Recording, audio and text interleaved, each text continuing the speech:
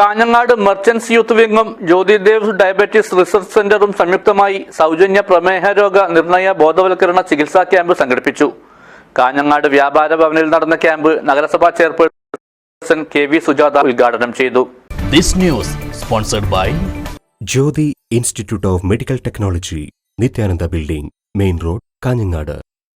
ദേശീയ വ്യാപാരി ദിനത്തോടനുബന്ധിച്ചാണ് കാഞ്ഞങ്ങാട് മെർച്ചന്റ്സ് യൂത്ത് വിംഗും Jyothidev's diabetes research centre and ഹോസ്പിറ്റലും സംയുക്തമായി സൗജന്യ പ്രമേഹ രോഗ നിർണയ ബോധവൽക്കരണ ചികിത്സാ ക്യാമ്പ് സംഘടിപ്പിച്ചത്.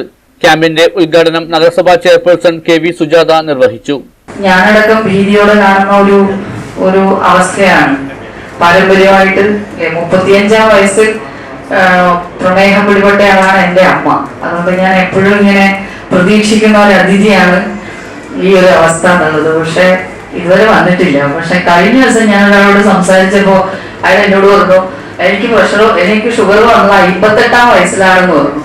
അന്നോട് വീണ്ടും എനിക്ക് വീണ്ടും ഞാൻ അതിനെ കുറിച്ച് ചിന്തിക്കാൻ വേണ്ടി തുടങ്ങിയിട്ടുണ്ട്. എന്തായാലും അപ്പൊ ഏത് സമയത്തും പിടിപെടാവുന്ന ഒന്നായിട്ട് ഈ ഒരു അവസ്ഥ മാറിയിട്ടുണ്ട് എന്നുള്ളതാണ്. ഒരുപക്ഷെ നമ്മുടെ ഭക്ഷണശീലവും നമ്മുടെ ജീവിത രീതിയും ഒക്കെ തന്നെയാണ് അതിന് കാരണമായിട്ടുള്ളത്.